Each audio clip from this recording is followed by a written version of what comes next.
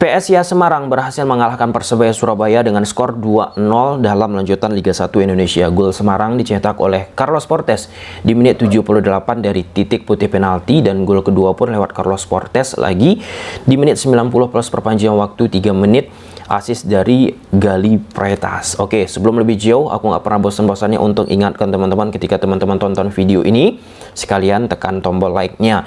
Oke, PSIS Semarang bagi aku sangat agresif, menunjukkan determinasi tinggi, ingin memberikan yang terbaik di atas lapangan kepada supporter PSIS Semarang. Terkhusus ini laga kandang, itu terlihat banget. Sedangkan Persebaya Surabaya bagi aku secara personal sulit beradaptasi dengan apa yang dilakukan oleh PSIS Semarang di atas lapangan.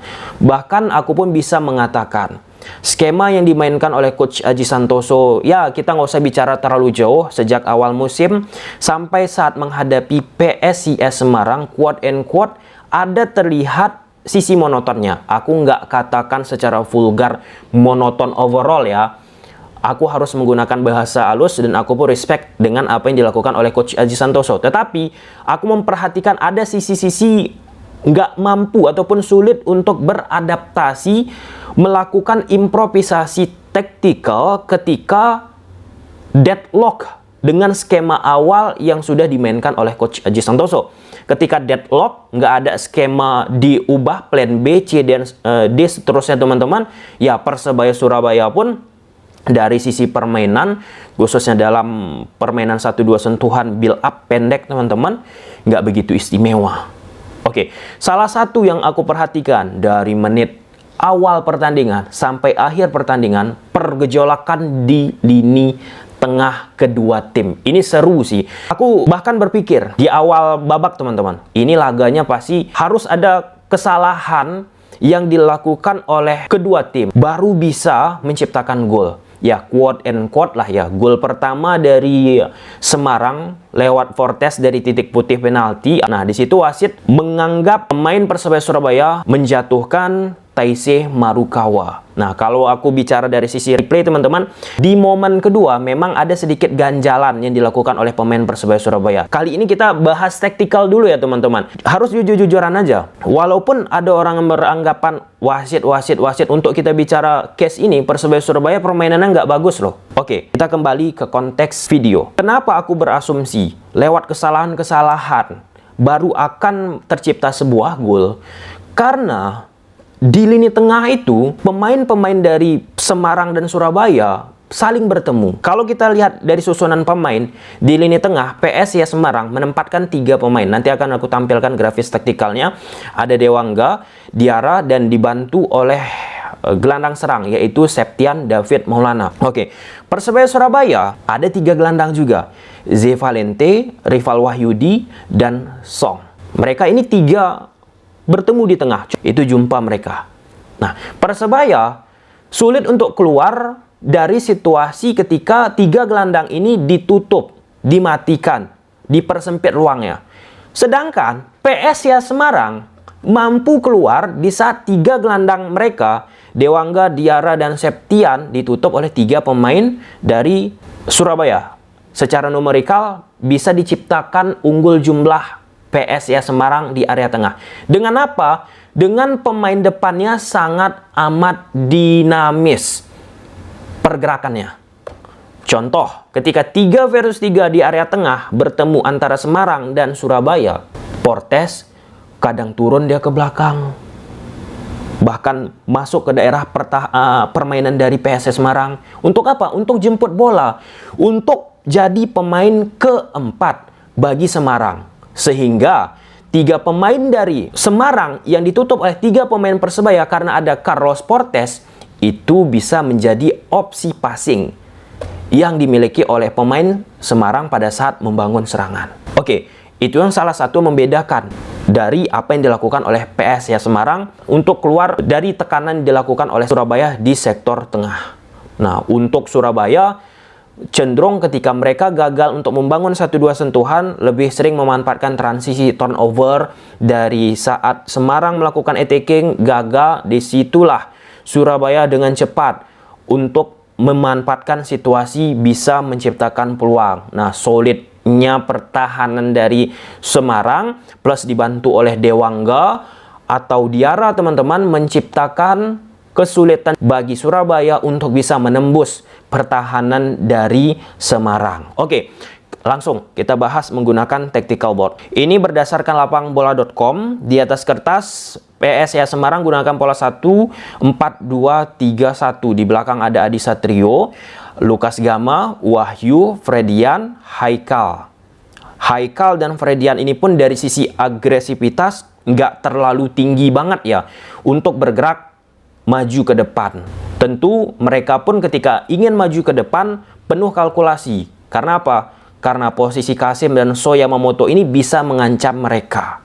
Walaupun Haikal dan Fredian ini nggak terlalu agresif untuk bergerak ke depan, dengan kemampuan sayap kiri, sayap kanan dari Semarang bisa mengeliminasi kekurangan support yang dilakukan oleh Fredian dan Haikal. Karena Marukawa dan Vitinho ini full speed dan full skill individu. Oke, di double pivot ada Dewangga, Diarra. Nah, pada fase attacking teman-teman, Dewangga ini sebagai pemain nomor 6. Cocok bagi aku, dan di timnas SEA Games 2023 kemarin udah kita bahas. Dewangga yang sempat di awal laga diplot oleh Coach Indra Sapri sebagai center back akhirnya dimasukkan ke sektor pemain nomor 6. Dia yang menjembatani antara lini belakang, tengah sampai dengan depan. Nah, Diarra pada fase attacking lebih bergerak ke depan, meskipun sesekali ia juga membantu posisi dari Dewangga. Oke, kita balikkan dulu. Kemudian ada sayap kiri Marukawa, Vitinho cedera ketika ia melakukan pergerakan dan akhirnya diganti oleh Gali Pretas. Septian David Maulana berada di belakang Portes dan di depan ada Portes. Sedangkan Coach Aji Santoso bersama Persebaya Surabaya gunakan pola 1-4-3-3. Oke, ketika bertahan Coach Aji Santoso gunakan pola 4-1-4-1. Nah, kita lihat pada fase attacking yang digunakan oleh PSIS Semarang. Nah, tanpa bola Persebaya kita lihat gunakan pola 4-1-4-1. Oke, Victor, Haikal, Gama, Wahyu, Dewangga sebagai pemain nomor 6, Diarra naik dijaga oleh Z Valente. Song bergerak untuk menutup Dewangga dan Rival bergerak untuk memperhatikan pergerakan Septian. Ketika 3 lawan 3 di sektor tengah, Song ke Dewangga, Diarra, Z Valente, Rival Wahyudi, Septian, David Maulana teman-teman. Fortes inilah yang bergerak sangat dinamis sih. Turun ke bawah untuk jemput bola. Jadi situasi 4 lawan 3 ketika Fortes turun ke bawah otomatis membuat pemain Persebaya di tengah tertarik ke posisinya, membuat satu pemain Semarang di sektor tengah, Diarra ataupun Septian mendapatkan ruang. Sehingga di situasi itu, pemain-pemain Semarang bisa memanfaatkan situasinya. Ada beberapa peluang emas yang harusnya bisa mereka ciptakan gol, tetapi nggak begitu klinis. Nah, secara bargaining point ya, PSIS Semarang bisa beradaptasi. Ada caranya, tahu mereka bagaimana bisa menciptakan superioritas di sektor tengah. Oke, dan sesekali juga melakukan improv dari sektor kiri ataupun kanan lewat permainan cutting inside ataupun inverted winger yang dilakukan oleh Vitinho. Sedangkan Persebaya Surabaya ketika mereka membangun serangan kesulitan. Di lini tengahnya tadi terkunci, tertutup, mau nggak mau harus mengambil opsi di sektor kiri ataupun kanan dari sayap. Itu bisa dimatikan oleh pergerakan Fredian ataupun Haikal yang secara disiplin lah ya teman-teman, nggak terlalu agresif untuk naik ke depan. Yang aku sampaikan di awal tadi, kesulitan, nggak ada opsi lain, nggak ada plan lain, terkunci. Sempat di awal-awal babak kedua Bruno dimasukkan, nggak ada perubahan karena secara pakem sistemnya nggak ada banyak berubah, nggak ada dilakukan improvisasi. Tentu ini pun menjadi bahan evaluasi pastinya bagi Coach Aji Santoso untuk kedepannya. Harus bisa beradaptasi dengan apa yang dilakukan oleh lawan di atas lapangan. Nggak tok mutlak harus menggunakan skema ataupun sistem yang sama seperti dilakukan kala menghadapi tim-tim yang pernah dihajar sukses oleh Coach Aji Santoso dengan skema 4-3-3 rutin yang beliau mainkan. Oke, kita lihat ke depannya, cukup menarik teman-teman apa yang terjadi di Persebaya Surabaya. Tentu tekanan pasti ada ke Coach Aji Santoso, Persebaya tim besar. Ada beberapa catatan juga yang bisa kita berikan, kita komentari. Song jauh banget sih. Berbeda aku lihat ketika ya 4-5 tahun yang lalu teman-teman. 4-5 tahun yang lalu nggak terlalu berat ya pergerakan yang full skill sebagai needle player, pemain jarum yang mampu keluar dari ruang sesak. Ini agak berat ya. Aku perhatikan gerakan Song J Valente pun nggak begitu kelihatan karena tertutup teman-teman. Victor di lini depan Persebaya Surabaya pun nggak kelihatan, Yamamoto nggak kelihatan, Bruno Moreira nggak kelihatan. Ya, apa ini juga menjadi salah satu yang membuat pemain-pemain Persebaya Surabaya sebelum bertanding udah ada rasa jiper? Apa? Sebelum pertandingan kan ada sesi preskon. Coach Aji bilang sulit untuk bisa meraih poin 3 di kandang Semarang ini. Syukur-syukur dapat poin 1 aja udah bagus. Nah, mungkin rasa-rasa itu ya membuat pemain-pemain Persebaya pun beda banget gitu di atas lapangan. Nah, kemudian untuk pemain Semarang, Haikal good performance. Aku rasa penampilannya teman-teman, dan tentu butuh improve ke depannya sebagai pemain muda yang sempat juga bermain di SEA Games 2023 Kamboja kemarin. Oke, mungkin sampai sini aja dulu teman-teman video. Semoga bermanfaat. Bye.